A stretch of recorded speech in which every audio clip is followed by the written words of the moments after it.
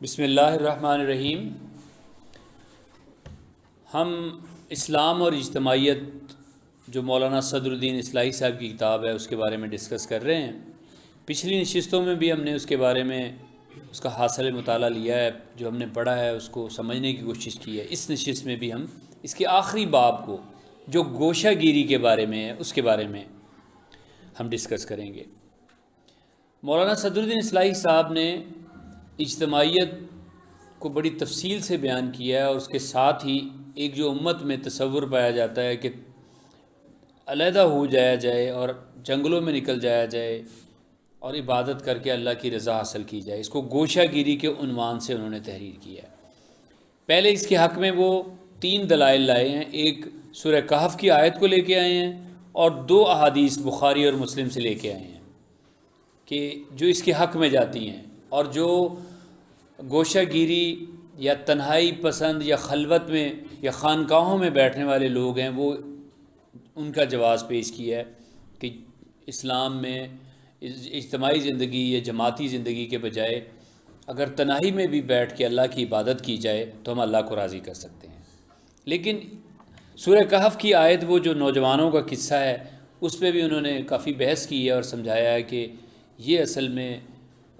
اتنا ان کے لیے مشکل ہو گیا تھا، ایمان بچانا مشکل ہو گیا تھا، اس لیے وہ وہاں سے نکلے اور عارضی طور پر انہوں نے غار میں پناہ لی تھی، کوئی زندگی اختیار نہیں کی تھی، خلوت کی زندگی اختیار نہیں کی تھی۔ اسی طرح نبی اکرم صلی اللہ علیہ وسلم سے ایک صحابی نے پوچھا، یہ حدیث انہوں نے بیان کی ہے کہ سب سے اچھا انسان کون ہے، اچھا مسلمان کون ہے؟ تو آپ نے کہا کہ جو اللہ کے راستے میں جہاد کرتا ہے۔ اور پھر پوچھا گیا تو انہوں نے کہا کہ وہ جو تنہائی میں چلا جاتا ہے، گوشے تنہائی میں بیٹھ جاتا ہے اور اللہ کو راضی کرنے کے لیے کوشش کرتا ہے۔ اور ایک اور حدیث انہوں نے بیان کی ہے جس میں انہوں نے کہا ہے کہ امت پہ ایک وقت ایسا آنے والا ہے فتنوں کا، مشکلات کا، کہ اگر کوئی شخص ان حالات میں اپنی بکریوں کو، اپنے مال کو لے کر جنگلوں میں نکل جائے اور وہاں اللہ کی عبادت کرے اور اپنے آپ کو اس شر سے بچا لے، تو وہ اچھا، اس کو کہا گیا کہ وہ کامیاب انسان ہے۔ لیکن انہی پھر احادیث اور آیات کو تفصیل سے ڈسکس کر کے انہوں نے اس کے خلاف جو اجتماعیت کا تصور ہے، جس سے قرآن بھرا پڑا ہے، اسلامی حکومت، اسلامی سزائیں، جماعت، علیکم بالجماعت، اور پھر جو بکری اپنے ریوڑ سے علیحدہ ہو جاتی ہے اس کو بھیڑیا کھا جاتا ہے، اس طرح بہت سارے دلائل دے کے ان باتوں کو انہوں نے بتایا کہ یہ چند چیزیں ایسی ہیں کہ جن میں رخصت کا پہلو تو ہمیں ملتا ہے، لیکن عزیمت کا اور ذمہ داری کا جو پہلو ہے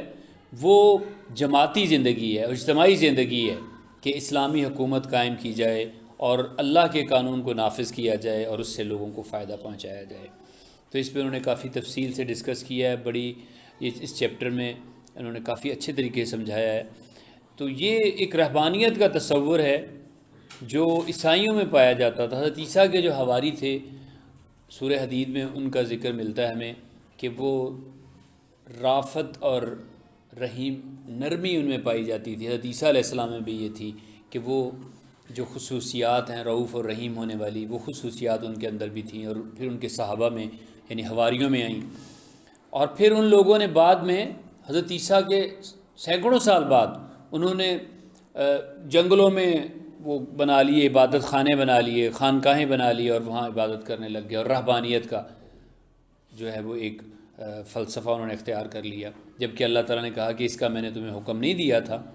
تو اگر اس کو آپ تفصیل سے پڑھنا چاہتے ہیں تو تفاسیر میں کافی ڈیٹیل سے لکھا گیا ہے۔ تفہیم القرآن میں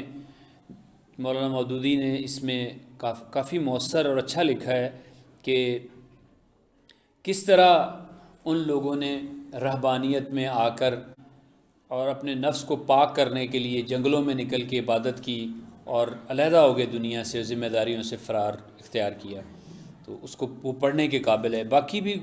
مفسرین نے اس کو لکھا ہے، لیکن تفہیم القرآن میں ذرا مفصل ہے، اس کو اگر آپ پڑھیں گے تو انشاءاللہ اس سے کافی چیزیں آپ کو ملیں گی۔ بہرحال انہوں نے بتایا کہ یہ جو گوشہ گیری کا تصور ہے یہ 2 وجوہات سے انسان میں آتا ہے۔ ایک تو تن آسانی کی وجہ سے، اور ایک ملان ہونا تنہائی پسند کا۔ باقی اسلام میں اس کا تصور نہیں ہے۔